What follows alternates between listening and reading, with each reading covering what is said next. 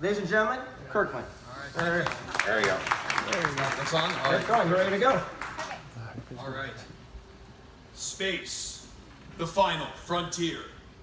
These are the voyages of the Starship Enterprise on its continuing mission to explore strange new worlds, to seek out new life and new civilization, to boldly go where no one has gone before. This is the Star Trek convention, right? No, I'm just kidding. My name is Kirk, so I sometimes get a little carried away. Actually, I'm Kirk Steinberg from Calgary, Alberta. I'm a high school student and an international gold medalist on the speech and debate circuit. Today I was given the opportunity to share some of my own personal perceptions and insights about business and how it relates to my generation. I'm growing up in a time where we are discovering new civilizations. We're evolving into what can sometimes feel like a strange new world. Think about it. How many people in this room really understand what Snapchat, memes, and hashtag really are? Not that many, right? It's like my generation is speaking a foreign language. For the vast majority of human existence, it was safe to assume that the world in which you died would look relatively similar to the world in which you were born. Just think about how much things have changed in the past 10 years alone. Wireless internet, smartphones, and Facebook. And then try to envision how vastly different things will be in the year 2100. Consider the tremendous power of the exponential growth of computers. Back in the 70s, a computer at MIT took up half a building. Nowadays, the computer in your cell phone is 1,000,000 times cheaper and 1,000 times more powerful. That's a billion-fold increase in price performance of computing since the 1970s. Apply that same dramatic increase to other fields that depend on information technology, and the possibilities are truly mind-blowing. Many schools are recognizing this warp speed trajectory into the future, and at my school, I am part of a program called the Project 2050. We discuss what the year 2050 will look like and how we can ensure that it will be a world that we will all want to live in. But what you really want to know is, who am I? And how am I taking up space on this great planet of ours? Well, as Lily Tomlin once said, I've always wanted to be somebody. But now I see I should have been more specific. I would love to stand before you and tell you how accomplished I am at the young and impressionable age of 16. That I have a successful internet company. I grow and cultivate my own organic vegetables and recycle all my post-consumer waste and then transform it into products that I then donate to the less fortunate. And guess what? I do all of this before I wake up at 9 a.m. Now, none of this is true, yet. And I believe it all can be accomplished. And this is because when I was 14 years old, I read Think and Grow Rich by Napoleon Hill and Maximum Achievement by Brian Tracy. Now I know what you all are thinking. Why would a 14-year-old boy ever want to read Think and Grow Rich by Napoleon Hill before they read Maximum Achievement? Well, to explain the entire story, we need to start at the very beginning. It was about 4:30 in the morning, and my mother rolled over and said to my dad, "Honey, I think the baby is coming, so go put on some pants." Okay, so we can skip some of that detail, although my toilet training days are quite fascinating. What led me to start at such an early age is having a grandfather who eats, sleeps, and breathes Napoleon Hill. In fact, my mother tells me it was required reading in their house when she was a kid. While other grandfathers were teaching their children how to tie their shoes, mine was teaching me the 17 principles of success. I am surrounded by an entrepreneurial culture, and therefore, perhaps it's only natural to adopt those traits. And then if I couple that with a loving and supportive household, I truly have a head start on my path to success. But my maternal grandfather, Brian Sidorsky, who I'm so thankful to, and he's actually here today, as many of you have seen, he had the opposite childhood from mine. He grew up in poverty, had 5 other siblings with parents barely old enough to vote. It was far from nurturing. But at 3 years old, he was figuring out ways to make money. And by 19, he had his own furniture store. His passion for business led him down many paths. Some were financial successes. Others were innovative, especially for the time, such as creating concepts like Midnight Madness for his retail store and fighting City Hall to change the Lord's Day Act, because his day of rest wasn't Sunday, but Saturday. Then I look at my paternal grandfather, Bob. He fought in World War II, and while fighting in England, he contracted tuberculosis. He was hooked up to an iron lung for 4 long years. He worked for de Havilland Aircraft as an electrical technician, building their control boards. But he didn't follow his true heart's desire and become a pilot and fly the planes that he invested so much of his efforts and time into. It was what ultimately kept him from realizing his dreams. He knew that his health wasn't optimal, and he spent much of his energies just fighting to be well and healthy.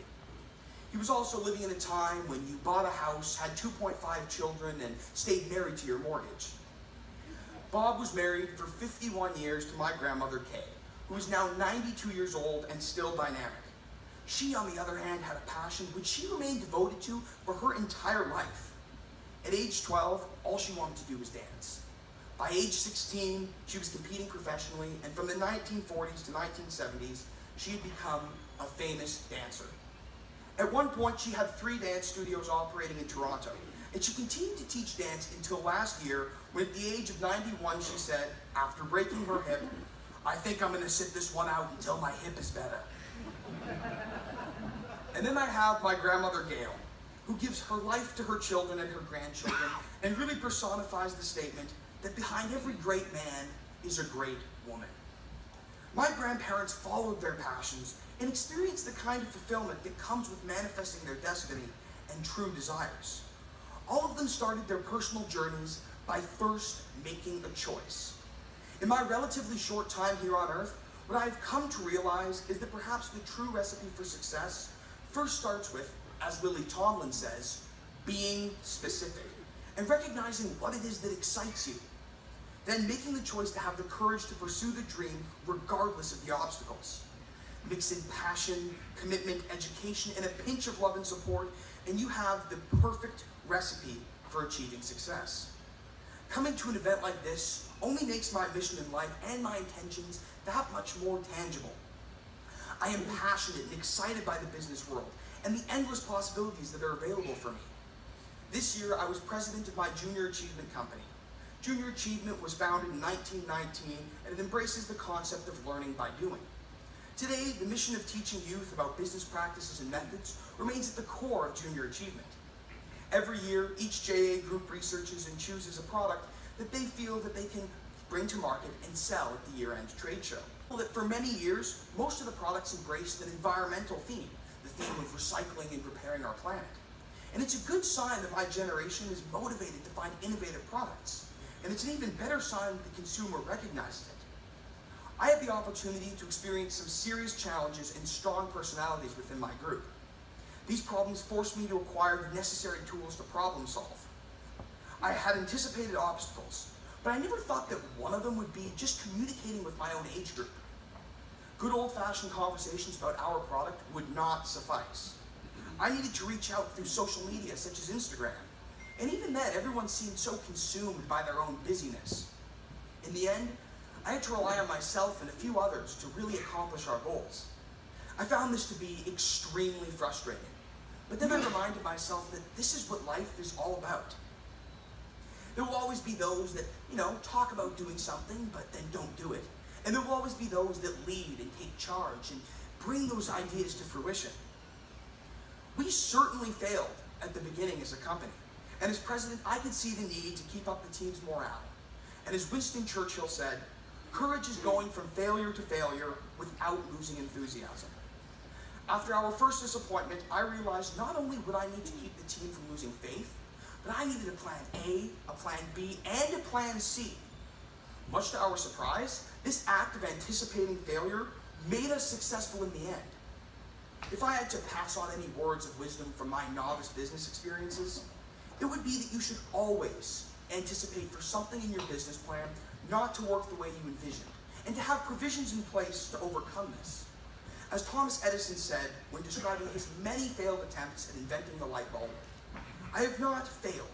I've just found 10,000 ways that won't work."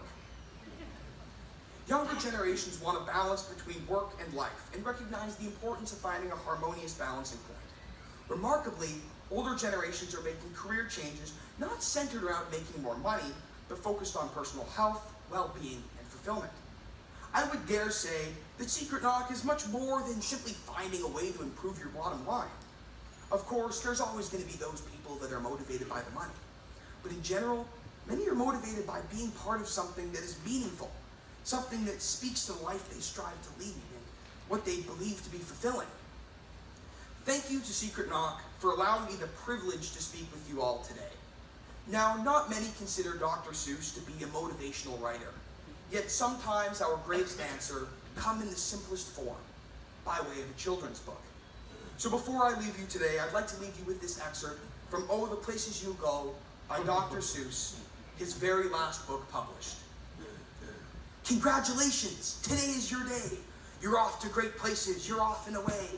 You have brains in your head. You have feet in your shoes. You can steer yourself in any direction you choose. You're on your own, and you know what you know.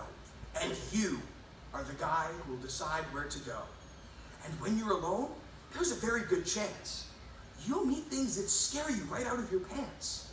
There are some down the road between hither and yon that can scare you so much you won't want to go on. But on you will go, though the weather be foul. On you will go, though your enemies prowl. Onward up many a frightening creek, though your arms may get sore and your sneakers may leak.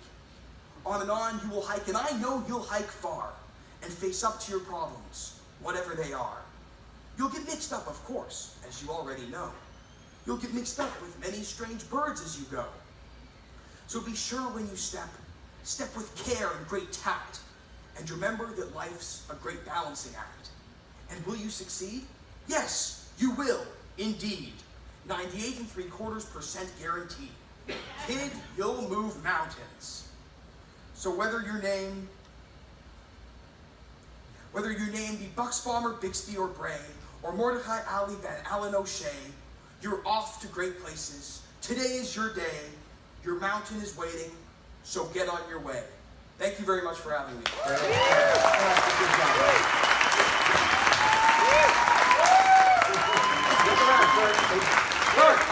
Look, stop. They're applauding you. Accept it.